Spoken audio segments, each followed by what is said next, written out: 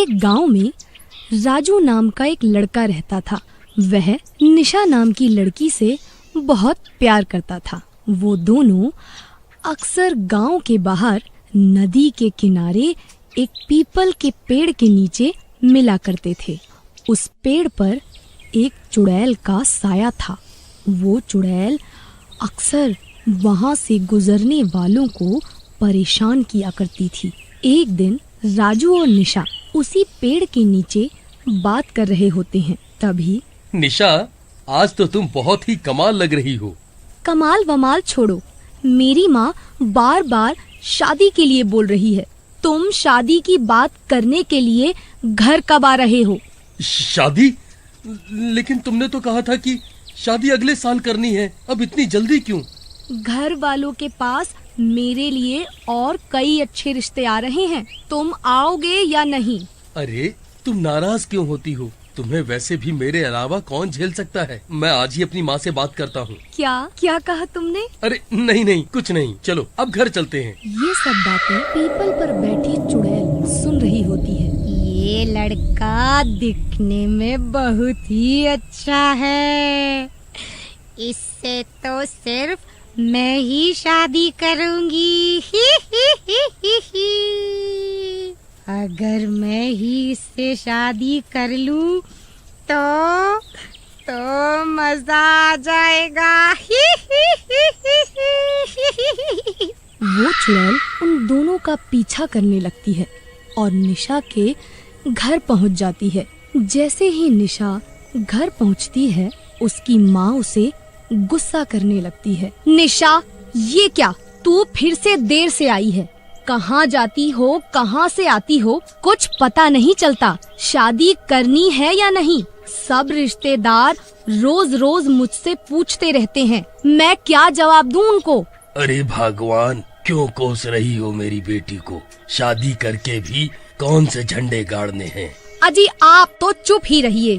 अरे चुप ही तो हूँ, जब से तुमसे शादी हुई है। निशा कमरे में चली जाती है। उनकी सब बातें चुड़ैल घर के बाहर खड़ी होकर सुन रही होती है। अरे वाह, अच्छा ही हुआ ये दोनों आपस में लड़ मर रहे हैं।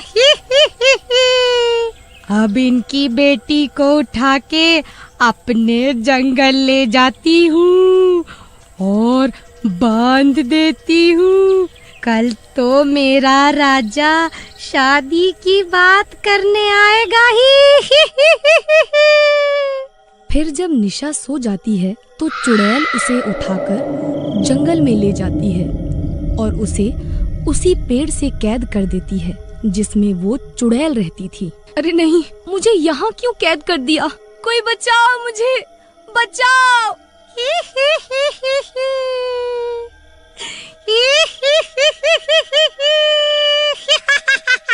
अब मैं तेरे राजू से शादी करूंगी क्योंकि मुझे पसंद आ गया है और वो मुझे कभी पहचान भी नहीं पाएगा। क्योंकि मैं जिसका चाहे रूप ले सकती हूँ।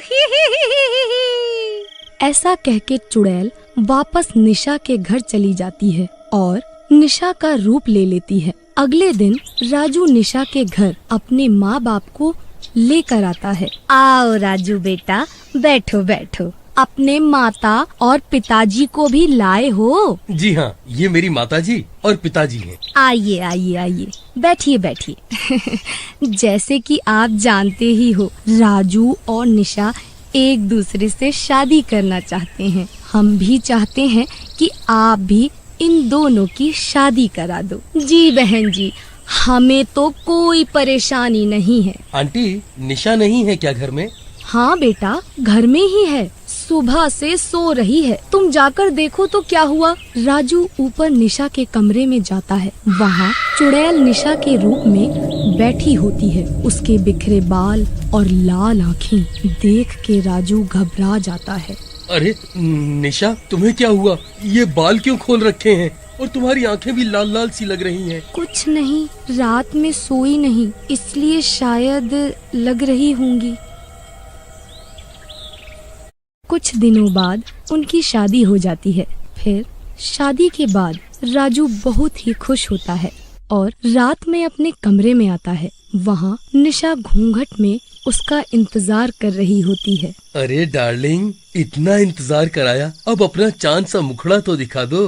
अपने आप ही देख लो। ऐसा कहते ही राजू चुड़ैल का घूंघट उठाता है, लेकिन उसे देखते ही राजू की जान निकल जाती है।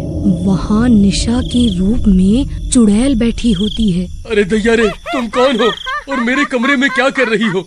निशा कहाँ है? मैं तो पीपल वाली चुड़ैल हूँ। और तेरी मेरी शादी हो चुकी है। अब तो मैं तेरे साथ ही रहूंगी। उस निशा को भी मार दूंगी जिसे मैंने जंगल में कैद किया हुआ है।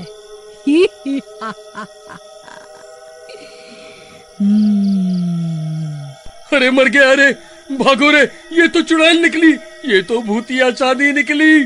भाग राजू भाग।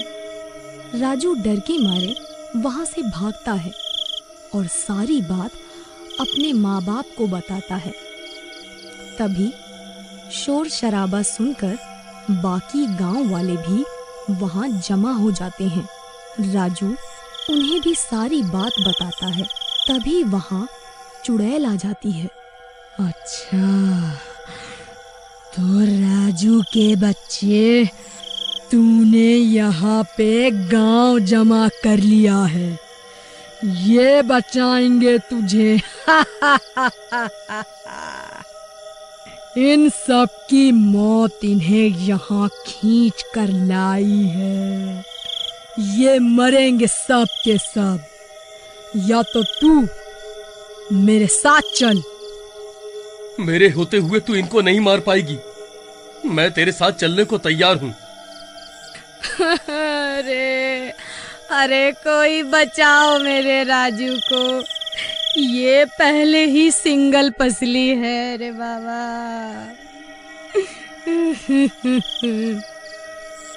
कोई बचाओ मेरे बच्चे को। ऊपर से चुड़ैल पीछे पड़ गई। छोड़ दे मेरे बेटे को, छोड़ दे री। तभी चुड़ैल राजू को पकड़ लेती है और उड़ते हुए पीपल के पेड़ की तरफ लेके जाती है, जहां पर उसने निशा को कैद किया होता है। गांव वाले भी चुड़ैल के पीछे पीछे जाते हैं। अरे भगवान, अरे मेरे लाल को कौन बचाएगा? ये चुड़ैल तो जरूर उसको मार डालेगी। तभी एक गांव वाला बोलता है, अरे ऐसा कैसे मार डालेगी? राजू ने हमारी जान बचाने के लिए अपनी जान का खतरा मोल लिया है। हम भी उसकी जान बचाएंगे। अरे भैया, ये सब हीरोगिरी छोड़ो। कोई योजना है तुम्हारे पास? चुड़ैल है वो, गली का गुंडा नहीं। सुना है कि चुड़ैल आग से डरती है, तो क्यों ना उस पेड़ को ही आग लगा दे जिसमें वो चुड़ैल रहती है। चलो भैया, ये भी करके देखते हैं। फिर सभी लोग वहीं इकट्ठे हो जाते हैं जहां चुड़ैल ने निशा और राजू को कैद कर रखा होता है। गांव वालों को देखकर चुड़ैल उनकी तरफ भागती है, जिसे देख गांव वाले काफी डर जाते हैं। अरे दैया रे, ससुरी, ये तो हमारी तरफ आ रही है। ये भाई, आग क्या हमारे मरने के बाद लगाओगे? अरे भाई, माफी, गलती से मिस्टेक हो गया, लगाता हूँ। ऐसा कहकर वो पीपल के पेड़ में आग लगा देता है। पीपल के पेड़ के साथ साथ चुड़ैल भी जलने लग जाती है। अरे तूने ये क्या किया? अरे गांव वाले, तेरा सत्यानाश हो जाए। ये तूने क्या किया? अरे मर गई रे। अरे अरे मर गई। फिर राजू और निशा आजाद हो जाते हैं।